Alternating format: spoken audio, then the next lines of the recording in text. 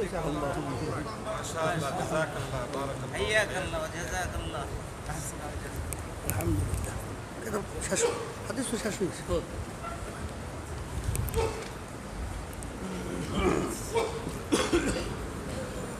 الحمد لله. الحمد لله وكفى وسلام على عباده الذين اصطفى أما بعد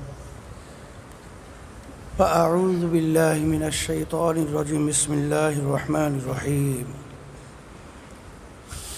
إنما يخشى الله من عباده العلماء صدق الله العلي العظيم درود شريف পড়ি اللهم صل على سيدنا ونبينا شفيعنا وحبيبنا ومولانا محمد صلى الله عليه وعلى آله وصحبه وبارك وسلم শুকরিয়া আদায় করতেছি মহান রব্বুল আলামিনের দরবারে। রব্বুল আলামিন বরকতময় মজলিসের মধ্যে আমাদেরকে বসার তৌফিক দান করলেন, শুকরিয়া তান বলি আলহামদুলিল্লাহ। আজকে বুখারী শরীফের শেষ দর্সের ভিতরে আমরা বিশেষ করে দুনিয়ার ভিতরে কোরআনুল কারীমের পরই সমস্ত ওলামায়ে কেরাম মুহাদ্দিসিন কিরাম একমত যে বিশুদ্ধ কিতাব তার নাম হলো বুখারী শরীফ। বুখারী শরীফ ইতিহাস সম্পর্কে আমরা শুনতেছিলাম, পড়তেছিলাম, আসাতাজে কেরাম আমাদেরকে শোনাইছেন না। আজকেও আমরা অনেক আলোচনা শুনছি। পিছনেই আমরা যখন নাকি বুখারী রহমাতুল্লাহি আলাইহি সহ যত ইমামরা আছেন, যত মুহাদ্দিসিন কিরাম আছেন, পিছনে তাকালেই আমরা দেখব মূল তাদের ভিত্তি তৈরি হয়েছে ইখলাসের উপরে, আমলের উপরে। বুখারী রহমাতুল্লাহি আলাইহি আপনারা জানেন প্রায় 6 লক্ষর মতো হাদিস জমা করার পরে তাকরার ছাড়া 4000 হাদিস বুখারী শরীফের ভিতরে তিনি জমা করছেন। প্রত্যেক হাদিসের পিছনে তার 2 রাকাত নামাজ, গোসল, ওযু, এরপরে তিনি হাদিস লেখছেন। যখন হাদিসের ভিতরে কোনো ধরনের অসুবিধা তৈরি হয়ে গেছে, কোনো রাওয়াতের ভিতরে আসছে সরাসরি আল্লাহর হাবিবের সঙ্গে যোগাযোগের মাধ্যমে তিনি হাদিস হল করে নিতেন এবং আল্লাহর পক্ষ থেকে ইলহামের মাধ্যমে তিনি হল করে নিতেন। তাই যেই কথা আমি বলতেছিলাম, তোমরা এখান থেকে বের হইতেছো, তোমরা এখন পিছনে লকব লাগাবা মাওলানা অমুক।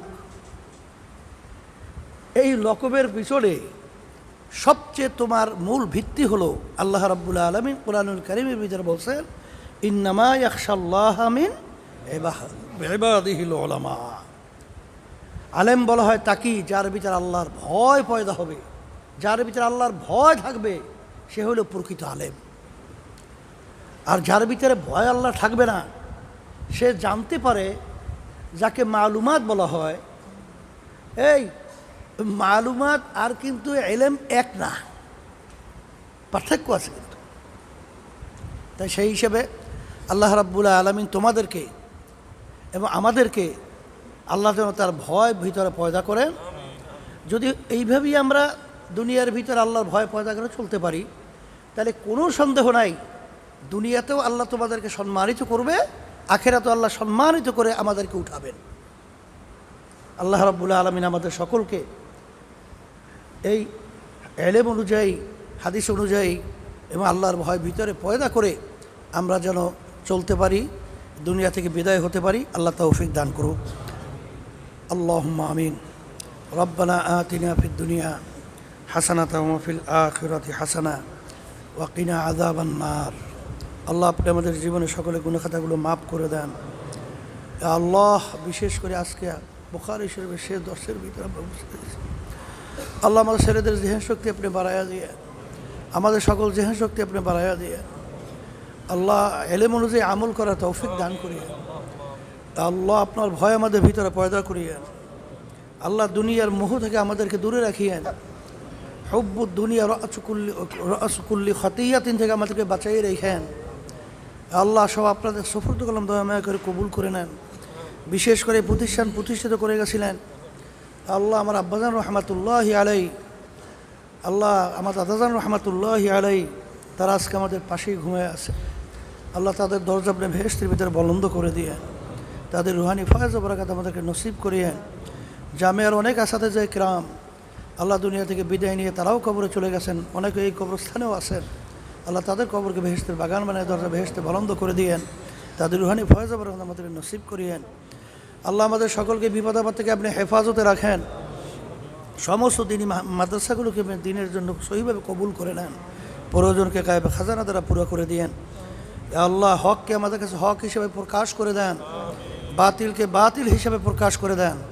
আমাদের সকল হকের পক্ষে থাকার তৌফিক দান করেন। সুবহান রাব্বিকা রব্বিল ইজ্জাতি আম্মা ইয়াসিফুন, সালামুন আলাল মুরসালিন, ওয়ালহামদুলিল্লাহি রাব্বিল আলামিন।